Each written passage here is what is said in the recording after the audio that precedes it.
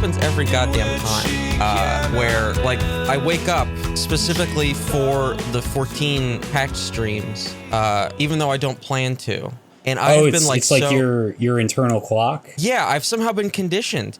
And so like it happened again, and I didn't even realize today was the day of the stream. I like woke up a little before 7, which is pretty early for me. And then I like went online and I was like, oh, the patch stream is starting in like a couple minutes. Every fucking time it happens. I've like been tuned out of the game for like over a month now. I've unsubscribed because I have nothing to do until the patch. We finished the raid. Like I finally got a fucking break from the game, and then like I get activated like this. It's the strangest shit. Absolutely just crazy. So that was my morning. Every time, every single time. But anyway, this is the Dead End Road Show. It's Bill and Ian. This is episode 65. We're hanging out, getting stuff done. I got some stuff I want to talk about this week. Starting with a couple dead letters, if I can find them. So I feel like I've gotten something similar to this before, but for some reason this one I don't know. It feels I think this might have been triggered by Dilbert guy, and I maybe I'll be able to explain why. This came in from Jeffrey Bates from the Estonian Trade Admission.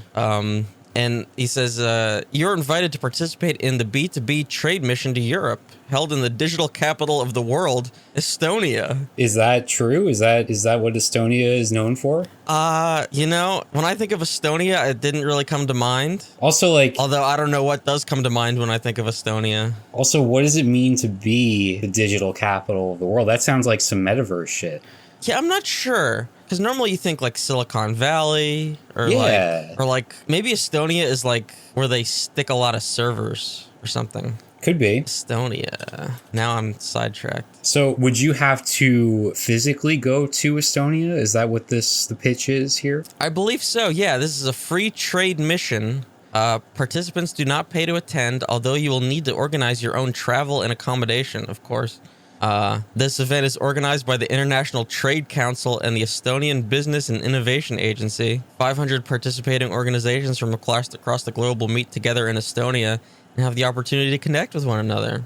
Learn about doing business globally, gain international exposure for their organizations, meet with potential partners, source new products and or services, and find investment opportunities. No, I'm out. I hate networking. Sure. It's not my thing. It seems to be what this is. And then they have some bullet points here at the bottom. Why attend? Gained high-level access to potential customers and key government officials. Meet with other C-level company executives with similar interests. Because you know how I'm a C-level executive? Is that like a low-key insult? No. Like whenever you're in the C-suite, that means you're a CEO or a COO. Oh, I'm thinking like there's A-level, B-level, and then you're down there at C. I didn't know what that meant. No, that's where you want to be in business, is at the C-level. Oh, okay. Shows how much I know. Yeah. Meet face-to-face with potential foreign buyers, distributors, agents, and suppliers. Attend networking receptions and site visits with high-level officials to further relationship development. What kind of sites am I visiting? Huh. So do they think you're CEO of the website, of your own website? Is that what's... I guess so. And I guess I am. Technically. Yeah. And I have to submit applications before the 15th, so I better get on that. So I'm not even invited, is what it sounds like. Well, you know, they didn't actually address me either. Okay. So maybe I'm not even invited. I could forward this to you. I could forward from the Estonian I'm okay. Trade Admission. I never wanted to go. I didn't want to feel left out, you know, by not being invited. So, let's see what else I have here. No, that's another one in Russian that I can't really read. This one is a Google Drive link. Oh God.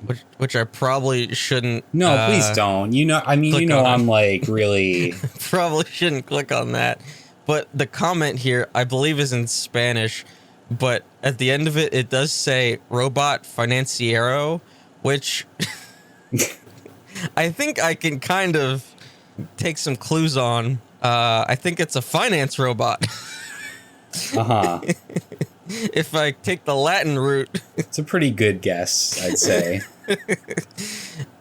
So you didn't click on the link, did you? Please. I did not don't. click on the okay, link. Good. I did not good. click on the link. That's nice of them to send me a Google Drive link to a finance robot. Sure. That's Those pretty are cool. always useful. And then I think I have one more. This one is also in Russian, but I just like the name. It's from William Duh, which is very funny. Is it spelled like D-U-H? Yes, it is. Oh, that's great. It's very funny. Oh, I'm sorry. Actually, there's one more. How did I forget? It was in a different thread. I think this one, I don't know, this one might be real, but it might not have been like wrong email address. Okay.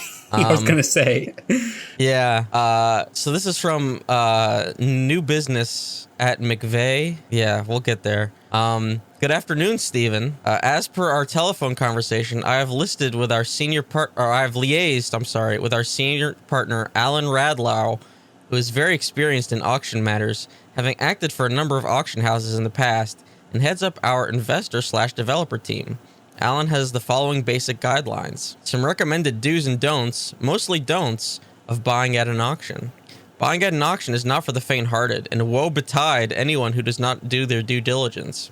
Don't buy at an auction if it is not a cash purchase, as the property may not be acceptable to a lender for a variety of different reasons. Don't buy at an auction if you are not an experienced investor, and even then, not without due diligence. Don't buy at an auction if you've not had a solicitor check the legal pack. Without due diligence, you may find that you have bought a property on which you inherit liabilities or indeed cannot sell on easily or at all. If you're thinking of buying at an auction, then proceed with extreme caution.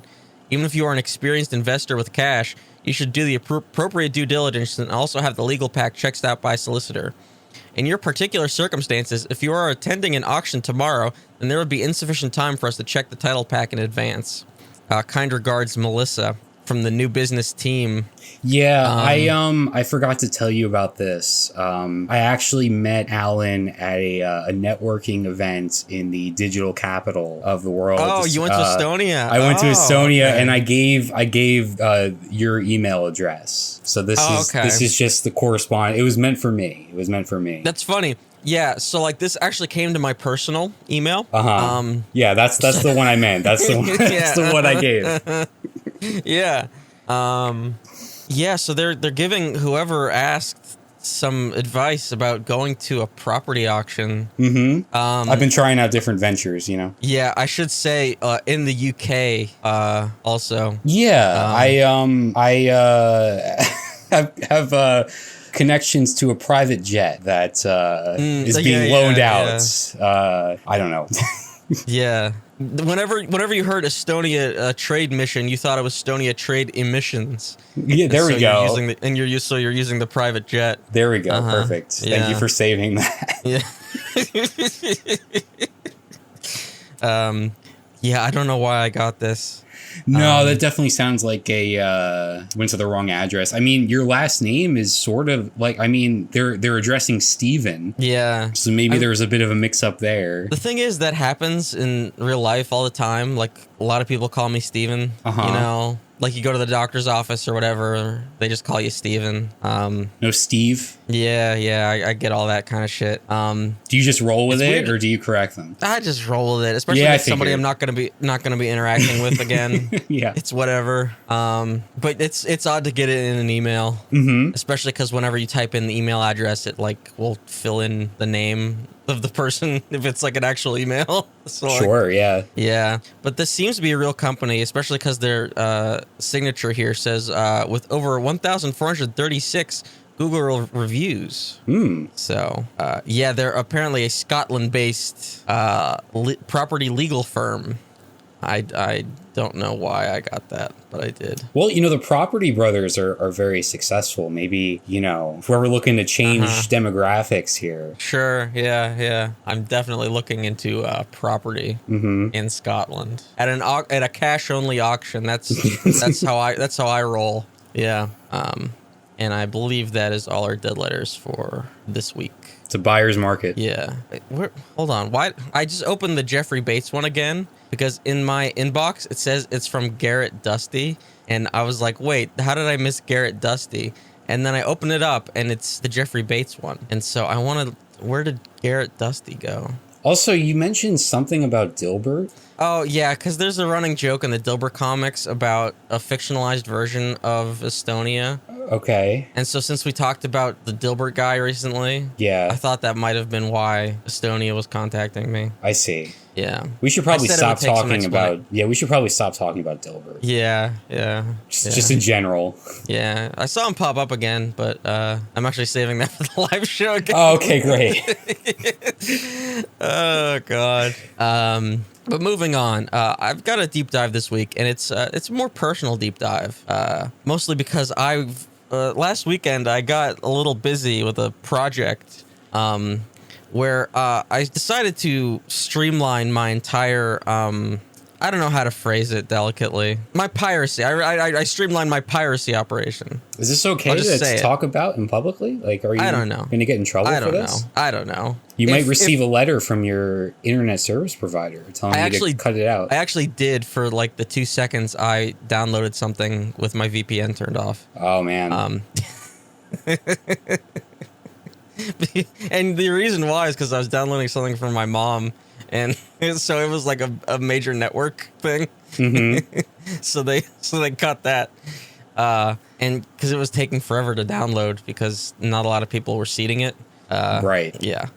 But anyway, so I decided to streamline the whole workflow basically, and I found some lovely programs that will automatically find currently airing shows and just get them for you and put them into your library. And so I felt like such an idiot for like manually going to download things for so long, whenever I could just tell my server like, hey, these are the things I have, go get the rest of them, and it just does it. And it took literally a day and a half of like constantly working on it to get like to figure it out, but it ended up being worth it. And it took that long because so I have a pre-built network attached storage device. I have a Synology device, and its software is sort of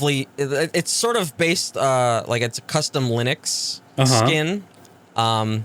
And so in Linux, there's a series of programs called Docker containers. And so they're almost like virtual machines. If you've ever heard anybody talk about virtual machines. I mean, I've heard that in terms like, of like emulators.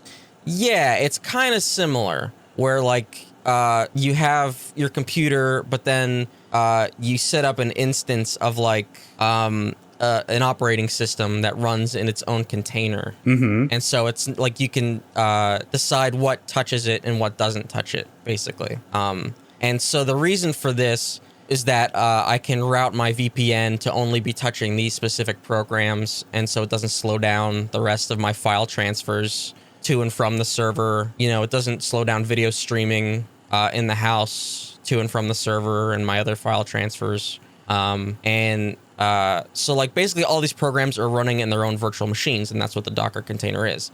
But configuring them, whenever you don't know the first thing about Linux or coding or networking, is pretty rough. Yeah, I mean, even rough. You just describing this so far, I'm getting about half of the terms. So yeah. And so what I needed to do was follow these guides to the letter. And every guide is different because every guide is like basically setting up whoever made the guide's preference for how they want their files to be structured. And so originally I decided to do it. I was like, okay, well, I'm going to like just, follow the guide, but have my files set up the way I have them and try to make it work for that. Mm-hmm. And no, that did not work. I could not Band-Aid it over. Mostly because Linux is really weird with file permissions. And so you have like a million different users, and each folder has its own set of permissions, and each file has its own set of permissions. And so each Docker container needs like the right permissions installed for users and user groups. So you have to create a bunch of virtual users and have the right user code and input the right ones into the Docker containers. Otherwise, shit just doesn't work at all. you won't be able to access files or folders, or it just won't boot. Jeez. And so like if I type 100 like 100 and I actually want to type 101, shit just won't work, and then you have to figure out why. Then once I got it figured out, and like I did a couple of the Docker containers, then I started getting the hang of it, and then I could start doing it. Because there's a couple of these programs. So like I had to do the VPN through one of them, and then I had to do, so the main one is a program called Sonar, and that's the one that goes out and finds the shows and then tells the downloader what to get. And it finds them from like specific places that you know, right? Yeah, so you tell it what sites you would like it to search. Okay. So like in the case of torrents, as you probably remember from your piracy days, yes, that you've since quit cold turkey. Yeah. That there's like only one real torrent site anymore. Is that it's sort of RARBG, however you pronounce it? Yeah. Yeah, that's basically it. And then for anime, there's also like only one, and it's on its last legs where like it'll only load sometimes. Is there really that much anime that you couldn't find on like Crunchy or some of the other platforms? There's some esoteric ones, yeah. Oh, okay. Or if you're into series like I am, like Monogatari, where like they had an entire arc that was only released on a fucking iPhone app in Japan. Wow. Yeah. So Christopher Nolan would hate that. Right. So there's just like weirdly obscure, hard to get shit. So there's stuff like that. There's also an app for movies. So like you could schedule like movies that are being released, whatever, and then it'll automatically go grab them. The other cool thing is that you can configure it for whatever quality you're searching for. Oh, wow. So if you're looking for 4K, HDR10, like it'll only look for that.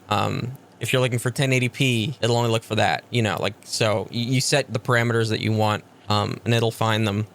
So then the other thing I quickly realized is that torrents are like on the way out and are not being used anymore. Oh, okay. And it's not necessarily surprising, seeing as how there's like only one site left for them, really. Sure. And all the lawsuits and everything shut down most of the other ones. But what's replacing torrents actually really surprised me. Streaming. Because it's technology from the 90s. Oh, okay. I was just going to say streaming, like those streaming sites where you don't have to download the stuff. You just watch them. I feel like there's, that's always going to be around. Sure. Right? Like I know for a lot of anime people, they go to the streaming site, like pirate sites, instead of paying for Crunchyroll. Yeah. And I should mention, like, I do pay for Crunchyroll because it is just way easier to watch anime that way. Sure. Than downloading all of it. Especially, like, it's only going to get easier because they've essentially monopolized anime in the US, in the West, right? Yeah, basically, because it's now Crunchyroll and Funimation, and there's only, like, one other paid service that I know of. High Dive? That's it, really. Mm-hmm. So, yeah, and Crunchyroll currently is just cheap enough that it's just way easier to just pay for Crunchyroll. So I will say that, but yeah, like there's the streaming sites that a lot of people use to, watch anime and whatever. But what's replacing like torrent downloads is something called Usenet. And you're probably not familiar. No, I mean it sounds vaguely familiar, but like it also does sound old. Yeah. So Usenet is sort of what predated like almost like AOL, like in a way, like sort of like what we consider like almost like, I guess, I don't know if it's Web 2.0, but like this was like early shit. Mm-hmm. And they were basically private forums that you would join, and that's how they work. They were private groups that you would have to register for on like the early internet. And, like you would have to go try to find them and join them, like either through invite or if they were open to the public. But you'd still have to register and join them. Like they weren't publicly indexable in any way. Like you couldn't do a Google search and find the contents of what was on a Usenet that way. And actually, this predates Google by a good number of years anyway. But even this now, isn't like, the you dark cannot, web, is it? No, it's not. Okay. Because it's still accessible through hypertext protocol. Like this is still clear web. But is that the name for? Is that like what they call the regular internet, clear web, and then you have dark web? Yeah. I never knew that. Well, there you go. Now you see. Now I know. You learn shit on this show. There we go. Yeah. Yeah. Look at that. Educational. Yeah. And so, like, yeah. I'm going to be talking about excrement later, by the way. Great. Fantastic. So like the contents of whatever's on the Usenet is not indexable by search engines because it's behind a registration, like they're private forums.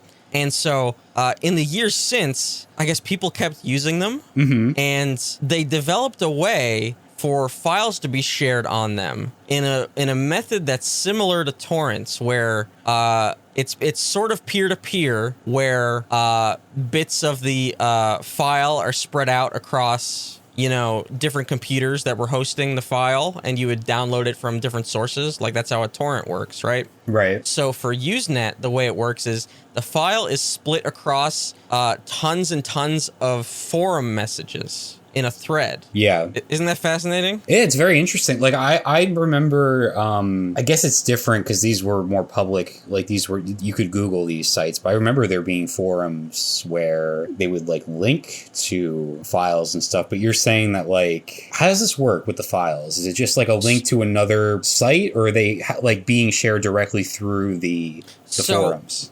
So, like, it's similar to torrents in the methodology of, like, how you go about downloading it, where you're given like a torrent, like similar to a torrent file. You're given this file type. It's like I think it's NZB. It's for news something, because these started as like news groups also. Like that's what they called them. They were like bulletin boards and shit. Like, this is 90s stuff. Because that's what people are like. Oh yeah, we're gonna go on forums and talk about the news. Yeah. It's very early. Computers.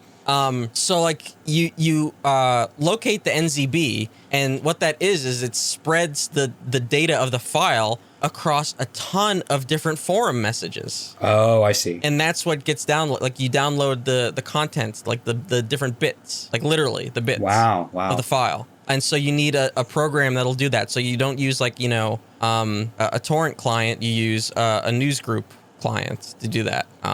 And so I was like, okay, this is fascinating. So I configured this Sonar program to so the thing is that it almost seems kind of like a racket, though, because like I said, these are like private groups because they don't want to be indexable, basically. Yeah, I was going to say, like, is that the main benefit here? Because, torrent sites obviously have to contend with being taken down all the time, right? So this is the big benefit. Yes, exactly. So you have to join a news group, and that is what hosts all the content. The other thing, though, is that there are two different services that you need. You need a news group, and then you need an indexer. So an indexer basically acts as the Google for you.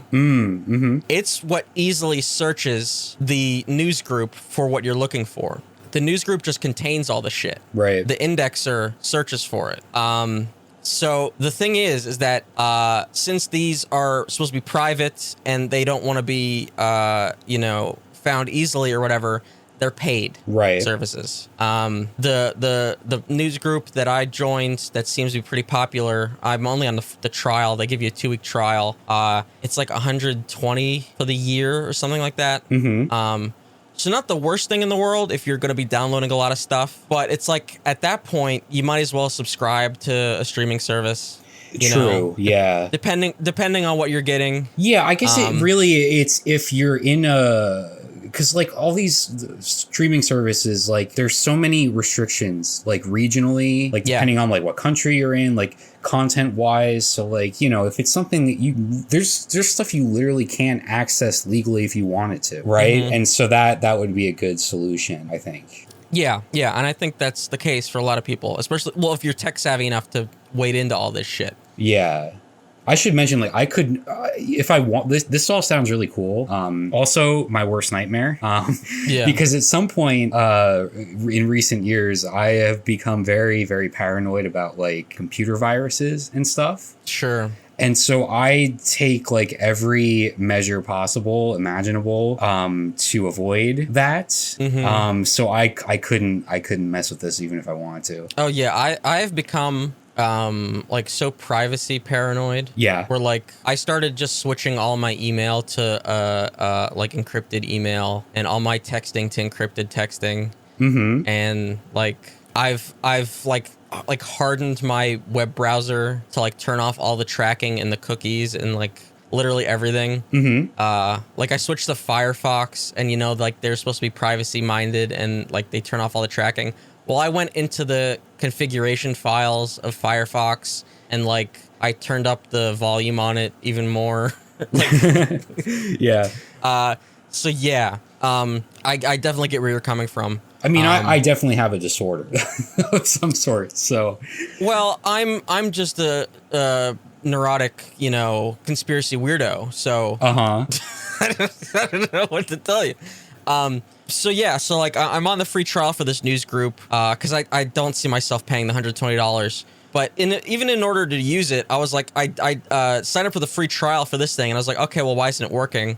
Then I found out that you need this index thing, and I was like, oh shit, that's also a paid thing. It's like, well, this seems kind of like a racket a little bit. But the indexer was that's only $15 for the year, and I was like, okay, that's reasonable. And since this is all sort of like, you know, sort of backroom dealing, they had a crypto pay option. Sure. And I was like, maybe this one will work, because I had tried some of that shit in the past.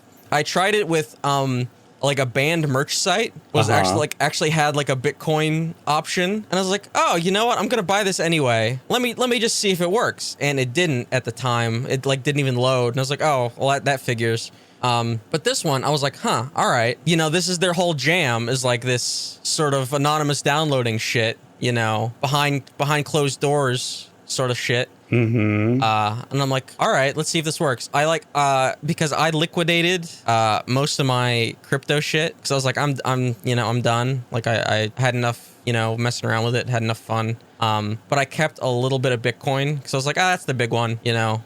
Okay. I'll keep a little bit. Okay, so bro. I had, all right. So I had a little more than $16, and I was like, all right, let's see if this works. The interface is like, okay, here, send it to this address. And I'm like, all right. So I do, and it's like, cool. It has a countdown for half an hour, and it's like, all right, if we receive it within the time frame, you know, your purchase went through, and if we don't, you got to try again. I'm like, okay. Like, it says a lot about the entire, like, system, where you have to wait at least half an hour to see if you even bought something or not. Yeah. It's just so stupid. It's just so unusable. Like, I would say no fucking thanks. Truly, like, it's so, like, I get it for, like, this kind of, like, shady kind of shit. Yeah. But then at the same time, like, this whatever this payment portal they had, like, they have customer service, you know. It's like this scene in Barry where, like, he's planting a bomb through an app, and the app has customer service. You know, it's like that kind of thing. Like, it's like, okay. And of course, I was doing other shit in other tabs. Obviously, I'm not gonna like sit here staring at the screen. You know, watch pot never boils. And of course, the timer runs out, and they're saying that they didn't get it. And so then I'm like, I click on it. It's like, okay, what do you do? And they're like, try to buy it again. And I'm like, well, wait, on my fucking Bitcoin shit, it says that the transaction went through. So I'm not going to send you another $16. This is starting to sound like a scam. Yeah, like, I'm not going to send you another $16 in the hopes that it'll go through in less than a half hour this time. Yeah, so what happened to the original $16? So then I went to the indexer support, not the payment portal support. And so I send them a quick contact. I was like, hey, here's my Bitcoin transaction, this string of like 64 characters. I'm like, just tried to buy premium or whatever the fuck it was called. It said to try again, but like, you know, I don't want to do that until I know that this didn't go through or, you know, whatever. But here's the transaction, because it says it went through on my end. And then I got another email saying it's like, congratulations, you have premium. I'm like, okay, cool. Okay. See, by this point, I would have already set my computer on fire. Sure. Yeah. But that's just me. Yeah. So I have a year of the indexer premium for $16. There you go. But if you're not going to do the other thing, is that useful? No, it's actually not. Okay. Because you need the API from the other one in order for it to actually, interact. Sure. Like there's so many characters and logins and shit that you need to input into these programs. It's kind of crazy. Mm-hmm. So I got that for 2 weeks basically for $16. But like I just wanted to experiment with it, and since I paid with it in Bitcoin, it was like I didn't pay for it at all. Like right. That's not like real money in your minds. No, it's all funny money. It's nothing. It's like Monopoly. So plus I didn't even think it would work. So that's it. And like on the user end, since like once I tell Sonar to like go find the shit, it'll either find it in Usenet or torrent. Like I don't even, interact with the Usenet shit after setting it up at all. Yeah, that's pretty wild. Like when you first told me about this, I was like, oh, that's like a DVR that you have now. Mm-hmm, it's like all the convenience of a DVR. And obviously you're not paying like a massive cable bill for it. Right. It's actually like perfect if you still watch like network TV, Yeah. and you still like if I was watching Big Brother, this would be like some kind of golden thing, because that airs like 3 times a week or whatever. Yeah. This would be the perfect thing, because it would just grab it, 3 days a week. What happens if, so in the example of Big Brother, this is something that probably wouldn't happen very often, but a couple weeks ago, an episode of Big Brother was postponed because there was the January 6th hearings in like prime time. Uh-huh. And so it was on a different night. Would this pick up on that, or is it not like sophisticated? And is it just like going by the date and time, or is it like is it more involved? It's going by the episode not being in your library. Oh, okay. So I think it would find it as soon as it was available. Oh, that's cool. Yeah, I think that's how it would work. Yeah, that makes sense. Because it's not pulling it like from CBS. Right. It's pulling it from the torrent site. Yeah. Yeah, that makes sense. So as soon as it's up on a torrent site, which would be after it airs and somebody, pulls it from whatever CDN they pull it from, then it's, available. I think this has solved even a larger problem that a lot of people complain about, and I've seen even like articles written about. It's like with the current TV landscape and all the different streaming services, there's the question of like, okay, I want to watch this thing, but where do I find it? Yeah, completely. So this is like a solution to that the actual streamers have not been able to come up with. And you know what? This thing is actually better marketing than some of these apps have, because this app told me that I missed 2 months of Evil. Yeah. Yeah. I did not know that show was back. Yeah. And it was like, hey, you're missing 8 episodes of this. I'm like, I thought it was an error first. I thought it was trying to like find better versions or something. Or like it was downloading 720p versions of the previous season. Mm-hmm. And no, it was a new season that I had no idea existed yet. I figured it was coming back like in the fall. Yeah, well, yeah, that was weird, right? Because that show, because of the pandemic, the second season was delayed for like a full year and a half or whatever. And so now this third season is coming, like 8 or 9 months after? Yeah. So it's a short turnaround there. Yeah. But even so, yeah, like I had no clue it existed. And then I'm like, it's like, oh, hey, you want to grab this shit? And I'm like, oh, yeah, actually. Yeah. So, yeah, that's pretty cool. There's one for books. I don't really know how that one works or how useful it'll be, because I could just, borrow stuff from the library. Yeah.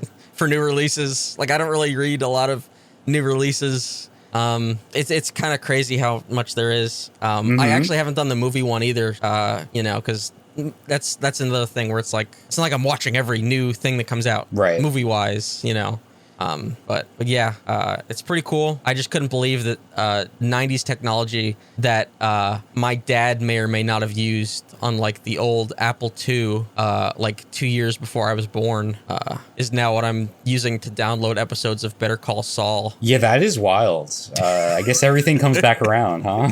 I guess so. Yeah.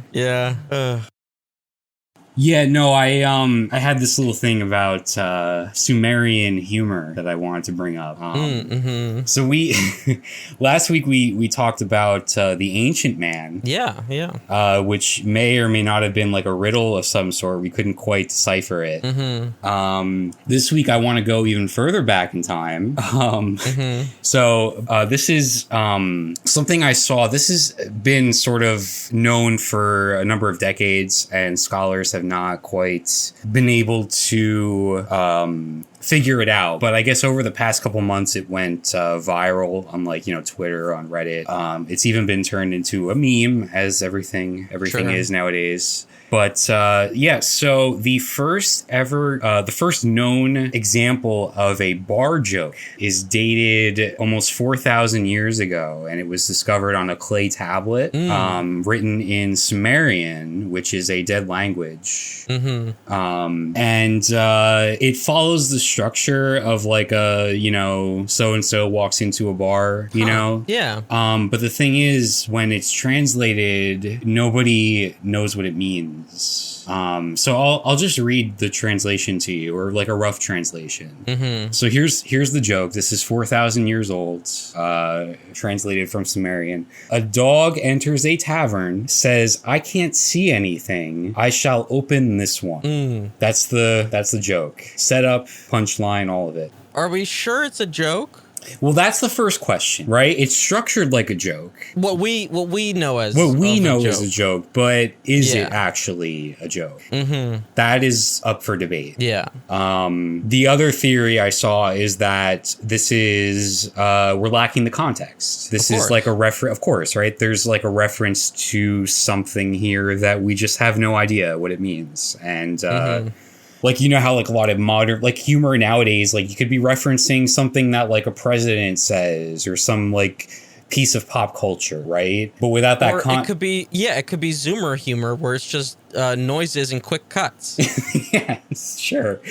And without that context, you could not possibly understand it. So a dog enters a tavern, says, "I can't see anything. I shall open this one."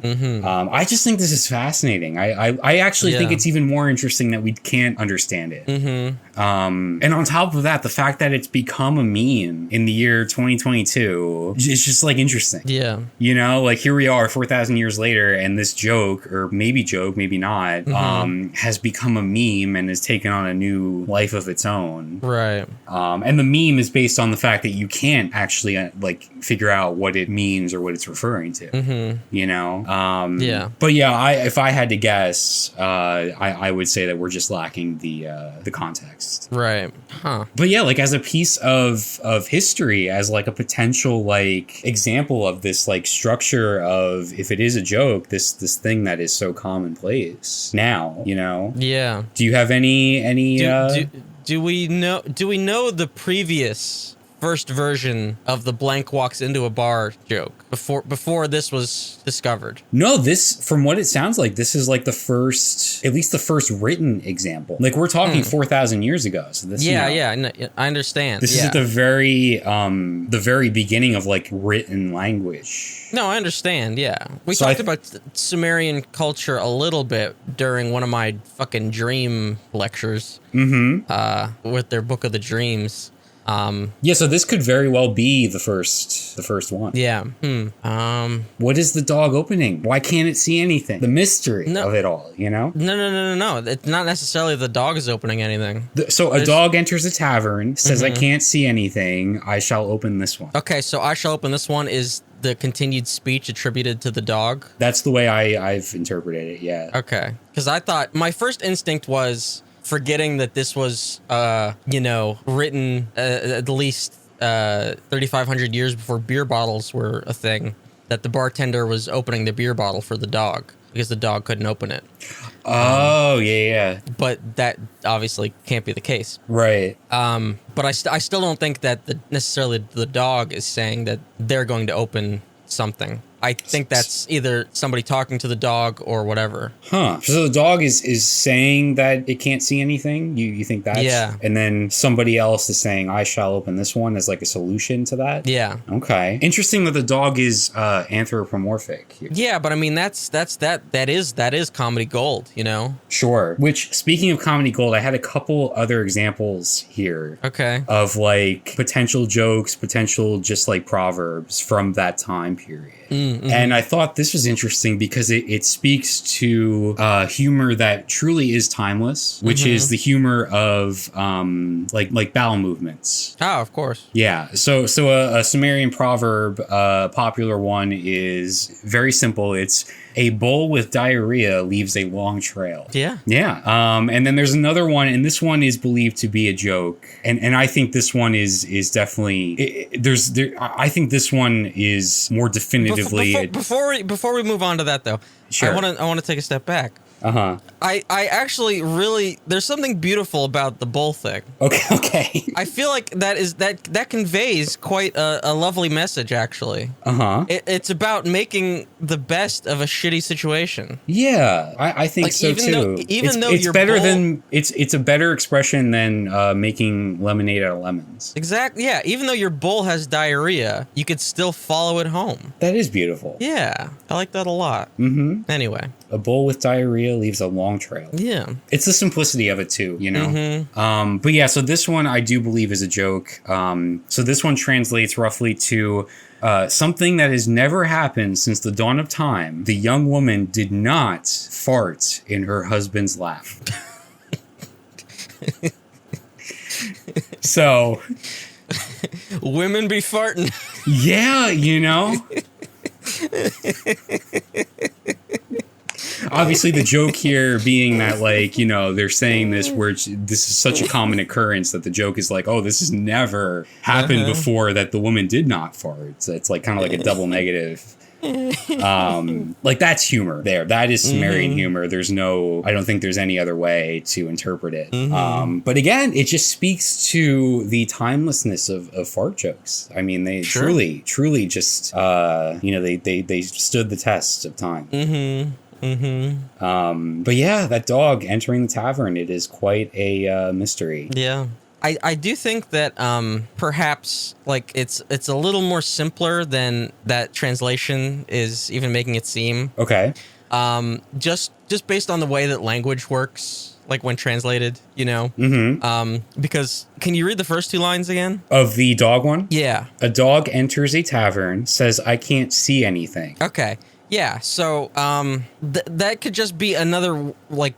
Basically just a way for saying, like, a blind dog walks into a tavern. Ah, yeah. You know? Like, based on the way, like, I can't tell you how Sumerian works, but, like, the way that other languages, other than English, formulate their syntax, like the way that clauses are arranged, like, you know, how descriptions might come either before or after nouns. Right. This just might be how their syntax formulated the easiest way to say the blind dog. Yeah. I did read that Sumerian is especially difficult to translate because as a dead language, for one, it does not really have any similarities to other languages. Like, so that makes it difficult. Yeah. Very interesting. A blind dog walks into a tavern sounds even more like a setup for a joke. It does. Yeah. But yeah, I just thought that was a nice look at some of the origins of potential origins of humor. Definitely. You know what's funny? A blind dog entering a tavern? Yeah. But you know what else is funny? What's that? The NHL living in the past. Oh. I saw this on Twitter. The NHL Network, for some reason, was on their ticker, was giving transactions from 2019. Okay. Instead of, you know, current year. Right. Not even sure how that happens. Yeah, that's bizarre.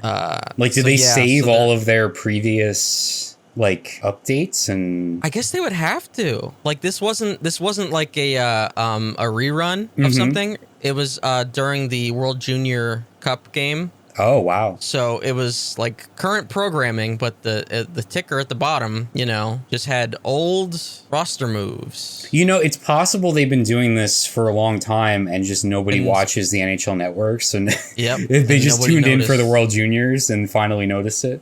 Yeah. And because the screenshot somebody posted said that the Penguins acquired Alex Galchenyuk and Dominic Kuhnhackl. Oh, hell yeah. That's big. That's the exact move they need to make at this time, I'm telling you. Yeah. I didn't know they had the cap space, to be honest. Actually, it was Dominic Cahoon, not Kuhnhackl. It's cut off. I just took a guess. They had both at one point. Yeah. I don't know what they're doing over there. And they'll still put good matchups in prime time on that fucking decaying network that they don't even pay attention to. Yeah. Yeah. Yeah, they get a lot of games during the regular season. They do, and it's just depressing. They get a lot of Penguins games, which is unfortunate for us. And they get a lot of their transactions. I don't know what it is. Yeah. We got one last thing, and I don't even really know if we want to. Should we even? What, Ezra Miller update? Yeah, should we? I mean, we've discussed Ezra in the past, so we might as well. All right. There was one notable bit of info from Warner that I did want to mention here. Yeah, that was really the major thing. I don't really, because like by the time we record this and I edit it for Wednesday, they will have committed 4 more crimes. Yeah. So I don't even care about what they did in Vermont and all that shit, because there's gonna be a dozen more things that they got up to. Is Ezra in custody now? I don't know. I thought they were arrested or something. I don't know. I thought that they were like, I thought there was like a warrant now. We need to check the NHL Network's news updates to see what Ezra is up to. Well, the NHL Network says that they just announced the Flash. So yeah. I don't know how useful that is. I'm scared to type in. All right, so I just typed in Ezra Miller and it does say arrested. So it's tough to commit more crimes when you're arrested, but I would, if anybody could do it. Ezra Miller flashes playful grin while lounging with mom after third arrest. Appears to be relaxed and unbothered these days with the laundry list of legal woes. Now sporting a full mustache. Okay, what does that have to do with anything? What is this? What is this? Charged with felony burglary into an unoccupied dwelling, breaking into a house in Stamford, Vermont, stealing several bottles of alcohol back in May. And then this lists all the Hawaii shit. Cited with the burglary charge. And also tried to locate the young family. Wow, this article even mentions their pronouns and then screwed it up here. That's funny. Allegedly been housing since mid-April. I can't throw stones. I screwed up the pronouns like 8 times last time we talked about it. According to Rolling Stone, looking for the 25-year-old mother and her 3 children, aged 5, 4, and 1, to serve an emergency care order, which demanded the kids' removal from both the property and her care. Okay. I did see a TikTok joke where it's like everyone's correcting people about Ezra's pronouns instead of just like talking about the potentially horrific crimes that they're committing. I mean, no. There's room for both. There's room for both. Literally everything I've seen has been about like, what the hell are they going to do next? No, for sure. You could get pronouns correct and also address the kidnappings and the burglaries and everything. They're 2 totally different. Yeah. Yeah. Yeah, you don't try to get somebody's pronouns right just because they're a good person. For sure. Yeah. But yeah, so apparently they've been arrested and they're like out, I guess, because sure. You probably afford the bail. Yeah. So, but like you said, what's more interesting is what Warner Brothers is either deciding to do or not do with the fucking Flash movie. Yes. Because the news that has come out is that it's something like 3 options is what they're possibly considering. They're either going to have Ezra do some sort of remorseful interview saying that they're fine. Yikes. And then to not do any more press for the movie and then release the movie. Okay. That's number one. It's number one. Or they're going to just release the movie and not have any press. double yikes. Yeah, or they're going to shelve the movie. Oh, there we go. That's the one. I think that's the way to go. No, the second one there. It does say a lot that the two options are still to release the movie. I know. And one of them is like, okay, so releasing the Flash movie, but excluding Ezra Miller from any marketing or publicity for the film. So you're going to market a movie called The Flash without any mentioning of the Flash. Like, what? Yeah. You gotta just cut. You have to just cut your losses here. So the rationale, I'm not even gonna say defense, because I don't even think these people are defending. These aren't like DC fan, whatever the fuck. I'm not even, like brand fans at this point. You're brand fans, corporation fans. Yeah. You're fans of corporations. Executives, basically. Yeah, basically. They're just like, these are people just like trying to rationalize why they would still be going forward with releasing this movie, is because it sets up other properties and movies in the stupid film universe, yeah, whatever the fuck, because that's been series. Super important to all it's been so important this far, and it really it's so bleak. It's so bleak to hear about these plans from a big company, because not all of them are solely focused on money and the movie, and not at all the human being and the obviously unwell human being and the crimes that the human being has committed. Those all are an inconvenience to them. The crimes, an obstacle to overcome. Right. The crimes that we know of so far. Sure, you have a list. Like there has to be more. Yeah, it's like every day there's a new news story. Yeah. So like this is like this reminds me of the first option there was to have Ezra show quote unquote remorse. Like that's okay. So I think it's actually worse than that. Okay. I think that was me editorializing. Okay. I think it's actually worse. Let me pull up what the actual I think it's worse than that. I'm almost there, I think. Hold on. No, that's Joker 2. Oh, God. Joker 2. Yeah. I hate all of this so much. Okay. Ezra Miller giving an interview explaining their erratic behavior. And then doing limited press. What does that accomplish? I don't know. It's not even like... It's not even like, okay, we're going to provide, like Warner, that is, we're going to provide resources to get Ezra the help that they need. Like, that would be even just like the bare minimum thing that could maybe be acceptable. That's not even what this is. This is just like repent or whatever. I don't even know what you call it. I don't know what it is. I don't know what are they going to say? Right. Because normally they go on Instagram and talk about killing the KKK and I mean, okay. And strange shit like that.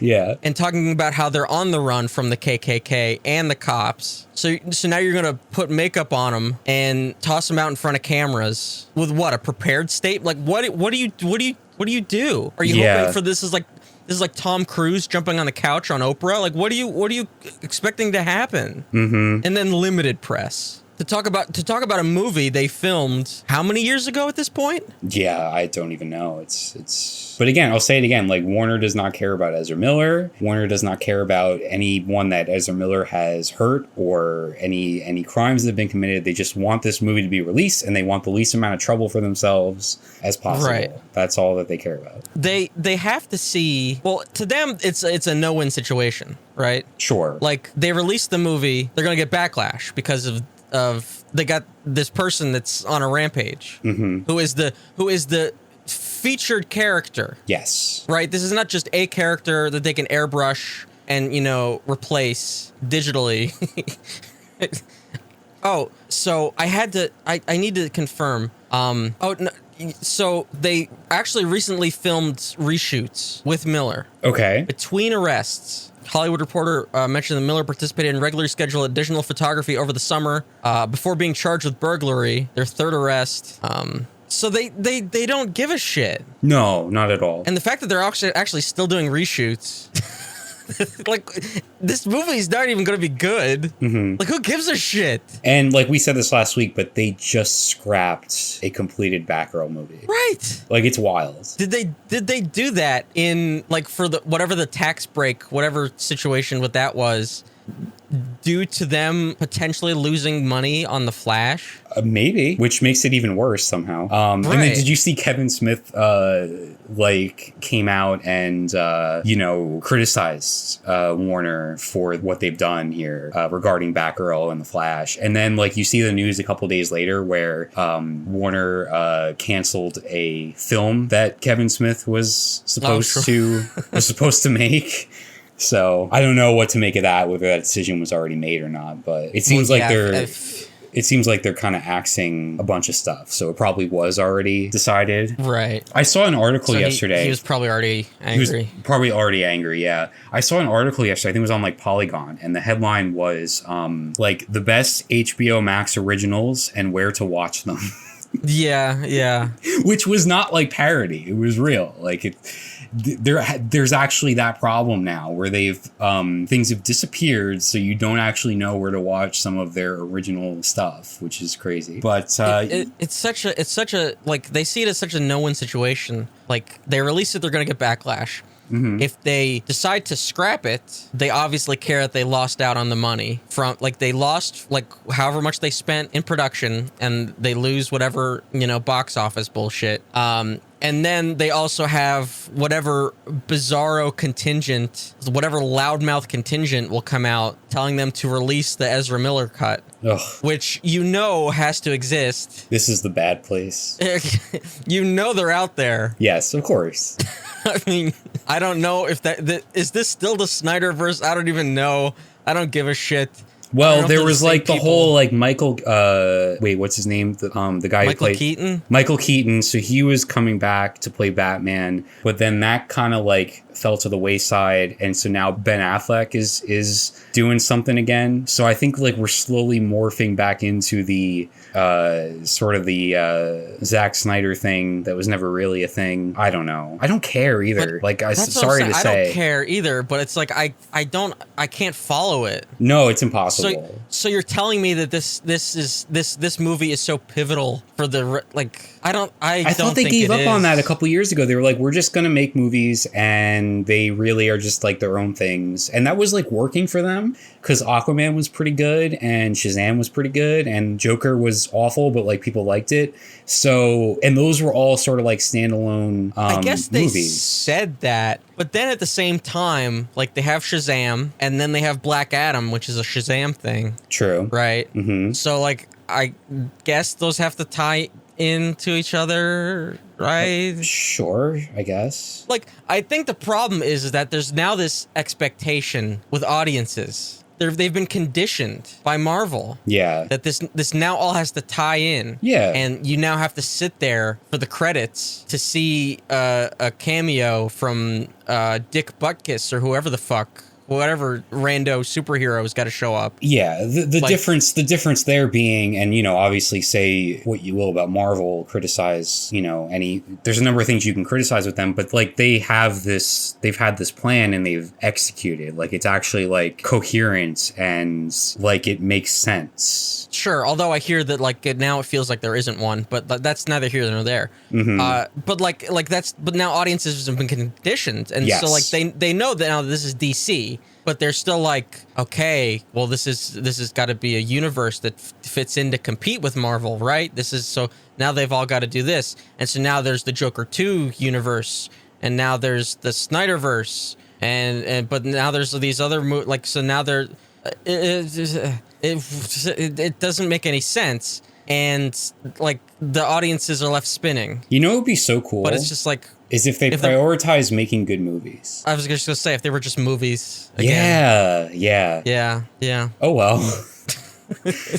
Nothing that we've heard in the past couple weeks about Warner gives any indication that they're headed in that direction. So, in fact, everything is more up in the air than it ever was with them. And that's everything from big DC stuff to smaller, like Warner produced, like, HBO Max series and stuff.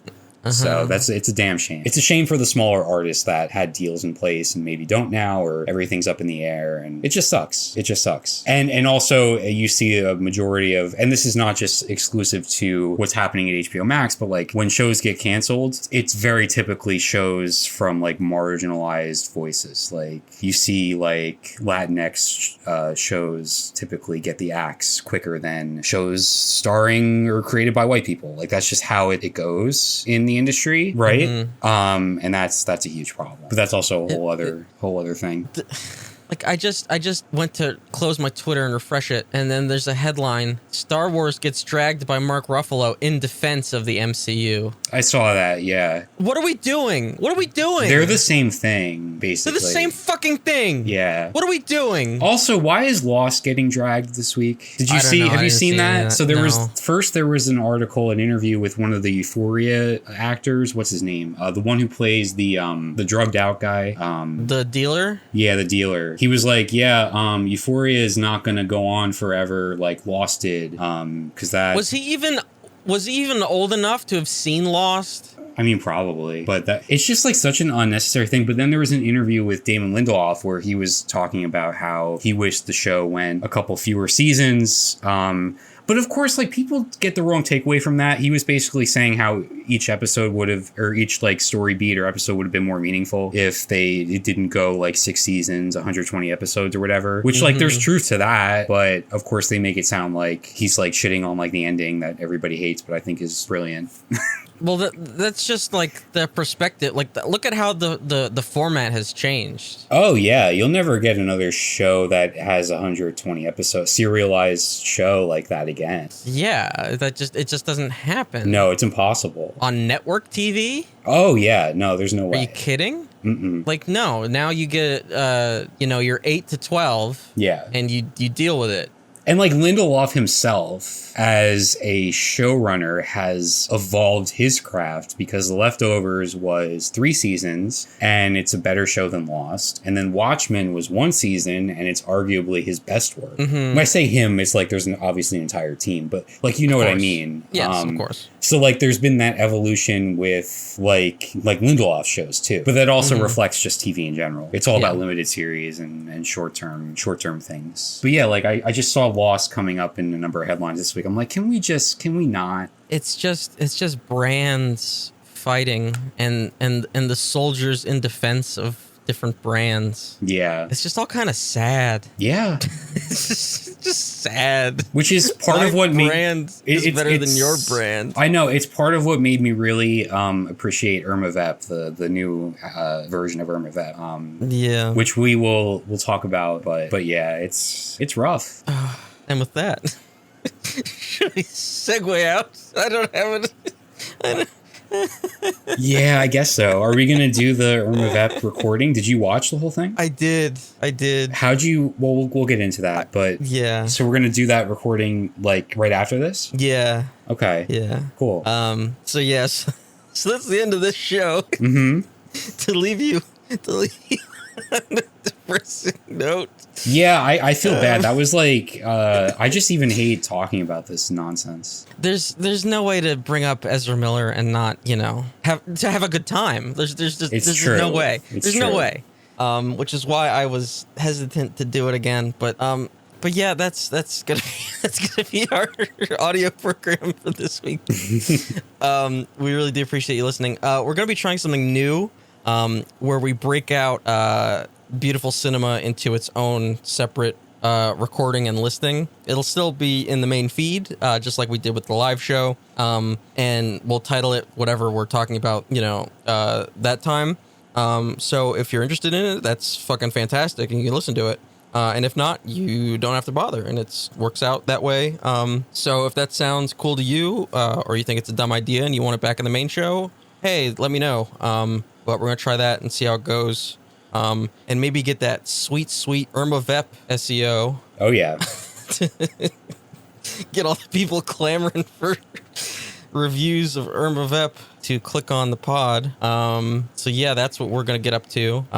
Hey, we could have jumped always, directly into like the latest Marvel show. We didn't sell out that quickly. Yeah, I mean, but then I would have just been cast adrift because I hadn't seen Hulk 2 or Avengers 4. No, it honestly, I don't think it matters. I think they've made these shows where you can just watch them. Like I'm going to be checking out She-Hulk, which is coming out as we record this today. Thor. No, I'm saying like I'm going to be checking out She-Hulk, and I haven't seen anything Marvel related since the last Avengers movie, and I really don't think it matters. Taika Waititi's Spider-Man. No, it's Thor. He's doing Thor. Iron Man's latest Jamboree. He's dead.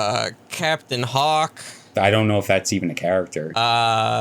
The Black Thunder. That sounds like a parody. Shit. Who's Mr. Eyesight? Mr. Eyesight. The guy that just stares at you. Cyclops? No. Oh, I figured if anybody was Mr. Eyesight, it's Cyclops. No, the guy who's it was so emotional when he died, and they loved each other so much. Is that a Vision?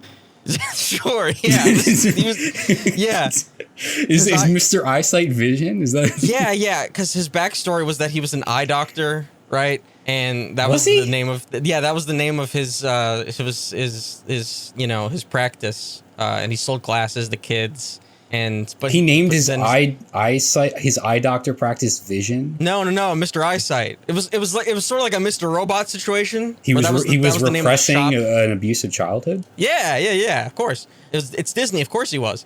And so that was the name of the shop that he owned, where he sold glasses, and the kids would come in and they needed glasses. But then he also had laser heat vision, and that's where he got the name Vision. For his superhero name. You could very well be making all of this up, and I would not know. What are you talking about? This is the backstory for Mr. Eyesight. Captain Eyesight. It's the canon. It's the lore. He's a very pivotal character because he died. Oh, it was so crushing. Whenever they said, "I'll always love you," and that line really hits hard. There's a lot of gift sets on Tumblr. All about it. What year is this? Like, what are you even... Oh, it feels like it was yesterday. Also, I feel like we should name the episode Captain Eyesight, but also if it's a reference to something that happens in literally the final, 30 seconds, it might not be the best. Or it might be the best. That'll get him in. That'll get him to listen to the end. Thank you for listening. As always, you can follow me on Twitter at DeadEndRoad. Check out the Facebook at facebook.com/DeadEndRoadTV, Twitch.tv/DeadEndRoadTV, where we'll be doing a live show. That's next Friday, right? That's the 19th. So check out the Twitch on the 19th, sometime in the evening, probably Eastern time. It's that hot summer night. Hot summer night. Yeah, we'll be doing stuff. I'll bring up Dilbert again. It'll be fun. It'll be a good time. You know what I was going to talk about this week? I was going to talk about J.K. Rowling's Twitter thread where... Oh, she blabbing again? She talking?